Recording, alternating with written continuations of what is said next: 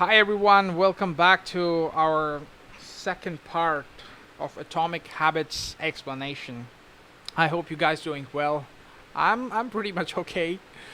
Just finished the recording of my reel. I'm very excited. Try something new on my reel. So let's see how it's gonna looks like. Yeah, let's begin our explanation video. Let's start with a title: The Habit Loop. Cue, craving, reward, response. In summary, the cue triggers a craving, which motivates response, which provides reward, which satisfies the craving, and ultimately becomes associated with the cue. Together, these four steps form a neurological feedback loop. Cue, craving, response, reward. Cue, cue craving, response, reward that ultimately allows you to create automatic habits. This cycle is known as a habit loop. These four steps is not something that happens occasionally, but rather it is an endless feedback loop that is running and active during every moment you're alive. Even now, the brain is continually scanning the environment, predicting what will happen next, trying our different response, and learning from the results. The entire process is complete in a split second. And we use it again and again with our realizing everything has been picked into a previous moment. We can split these four steps into two phases: the problem phase and the solution phase. I mean, especially when we try to make a habit. These two things actually really comes up, like the problem and the solution. So he's literally mentioned that. Okay, so the problem phase includes the cue and the craving. And it is when you realize that something needs to change. The solution phase includes the response, that the reward. And it is when you take action and achieve the change you desire. Okay, so he divided two, like the problem phase is cue and craving. And the solution phase is response and reward. That's true. All behavior is driven by the desire to solve a problem. That's actually the root cause of uh, why we have a habit. Like it's something that we wanted to solve a problem, but we don't consider this thing as a problem, like as a hard problem. We just consider as a problem and just like go with that. It's gonna fix by the time. Okay, sometimes the problem is that you notice something good you want to obtain it. Sometimes the problem that you're experiencing pain and you want to relieve it. Either way, the purpose of every habit to solve the problems you face. In the table on the following page, you can see a few examples of what is like the re- what this looks like in real life. Imagine you walking into a dark room and flipping on the light switch. You have performed the simple habit so many times that it occurs without thinking. You proceed through all four steps. In the friction of seconds, the urge of act strikes you without thinking. By the time we became adults, we rarely notice the habits that are. Okay, here is a chart. Damn. The problem phase. Cue. Your phone buzzes with the next message. Craving. You want to learn the contents of the message. Solution phrase. You grab your phone and read the text. And reward. You satisfy your cravings, read the message, grabbing your phone becomes associated with your phone buzzing. Then again, the problem phase. You're answering emails in queue. You begin feel stressed and overwhelmed by work. You want to feel in control. It's called cravings. Respond. You bite your nails. Reward. You satisfy your craving, reduce stress. Biting your nails becomes associated answering emails. Cue. You woke up. Craving. You want to feel alert. Response. You drink a cup of coffee. Reward, you satisfy your craving, feel alert, drinking coffee becomes associated with walking up. True. I mean, drinking coffee feel like without drinking coffee, it didn't feel that morning vibe, that we see in the reels and the videos. That something becomes the habit. Your small daughter shop. Okay, this is called Q. You smell a donut shop as you walk down the street near your office. Cravings. You begin to carve donut. Response. You buy a donut and eat it. Reward. You satisfy your craving to eat a donut. Buying a donut becomes associated with walking down the streets near your office. Okay. The problem phase. Q. You hit a stumbling block on a project at work. Craving. You feel stuck. You want to relieve your frustration. Response. You pull out your phone and check social media. Reward. You satisfy your craving to feel relieved. Checking social media becomes associated with feeling staled at work. Q. You walk into a dark room. Craving. You want to able to see it. Reward. You flip the light switch. Reward. You satisfy your craving to see. Turning on the light switch becomes associated with being in a dark room. Running our lives, most of us never give a second thought to the fact that we tie the same shoe first each morning and unplug the toaster after each use, or always change into comfortable clothes after getting home from work. After decades of mental programming, we automatically slip into this pattern of thinking and acting. The four laws of behavior change. In the following chapter, we will see time and again how the four stages of cue, craving, response, and reward influence nearly everything we do each day.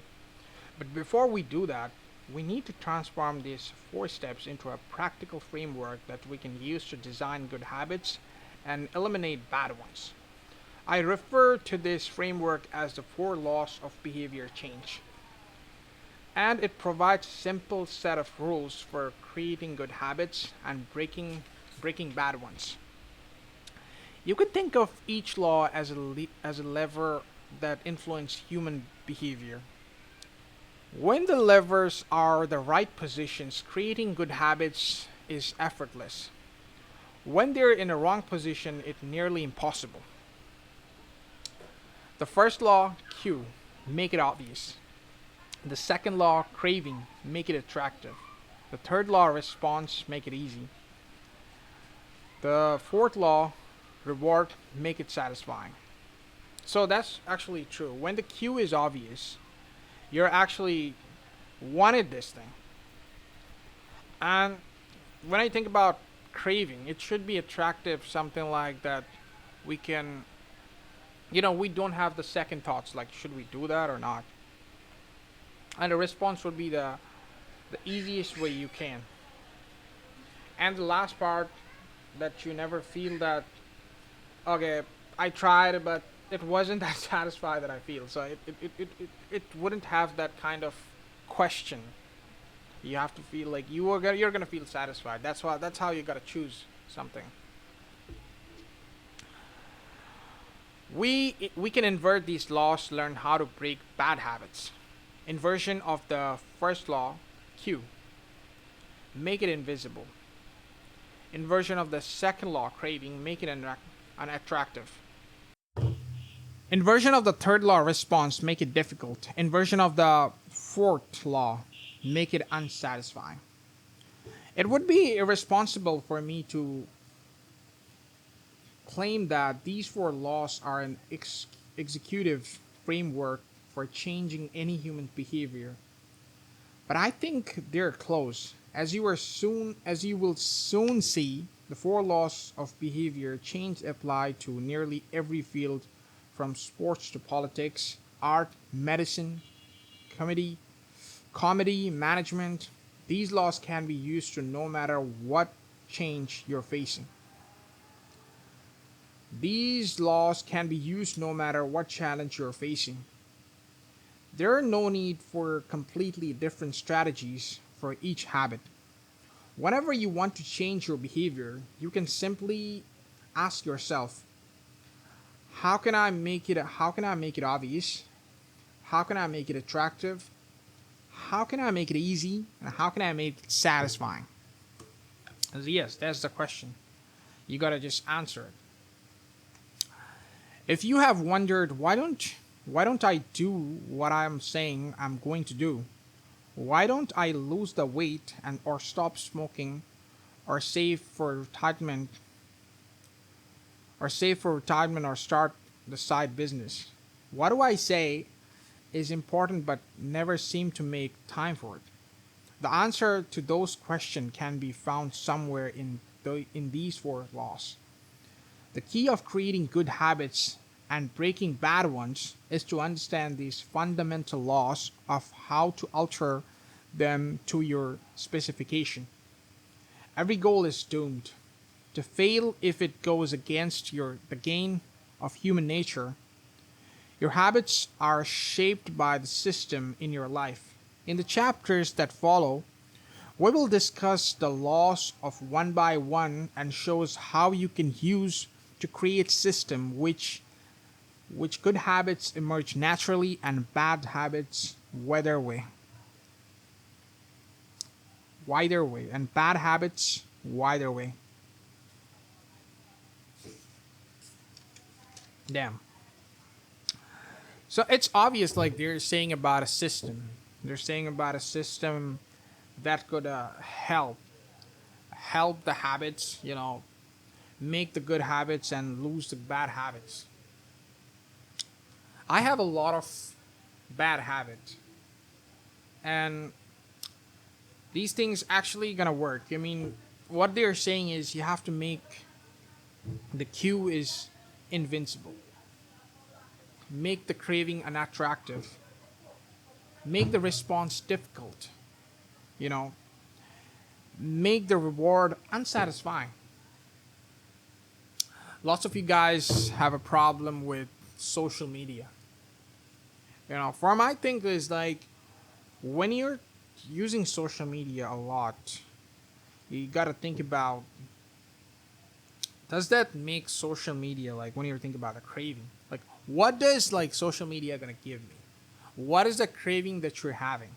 Like the satisfaction that you're having. It is like, is it like gonna help me in my future, or is it gonna help me like what I am right now? So that's how you're gonna, you're gonna find the, like if it is attractive or if it's not attractive. That's how you could, understand the difference in both things. And when you have that craving, what you can do, you can use a lot of like different kinds of apps, you know, literally block the social media. You can delete, you can delete your account if it's not necessary. And I'm not recommending, delete your account because maybe it have like important things, but that's easy, that's, you can just, delete the account. If you're like too much, if you can't control it, you can just delete the account and you will not find like anything. You'll feel difficulties. Like you don't have that same friends that you're interacting with. You don't have that same uh, contents that you look up to. Like you will not find these things. And reward should be unsatisfying. What will be the reward after that? Like nothing. You just wasted your time. You're gaining a lot of like low IQ stuff. You just put it in your brain, and is actually unsatisfying to know and unsatisfying to see in the end, because you're not benefiting yourself. You're benefiting who you see, and you literally, if you hate somebody, you don't want to benefit them, or even if you love them, you want to benefit them, but not by destroying yourself. So that's true. So that is it for today. I mean, I got to do a lot of things today. So, but we have come a long way, I guess. It's already 55 pages, and maybe next time I'm gonna start read books. I'm gonna read the first law, make it obvious, and I'm gonna explain it how it's gonna looks. But this is what I think. This is give you a path to try something, and I hope you find the value of it. I make a lot of mistakes, when while I was talking, but that is real me, and I am not ashamed about it. And I think it's gonna structure of something, make it a community of you guys. Let me know in the comments that you guys think about today's video, and what are the things I can improve, in next time. And yeah, what are the explanation that you want more? Like, tell me these things too, that I would love to tell you that. Thanks a lot, guys, and thanks for watching. Have a good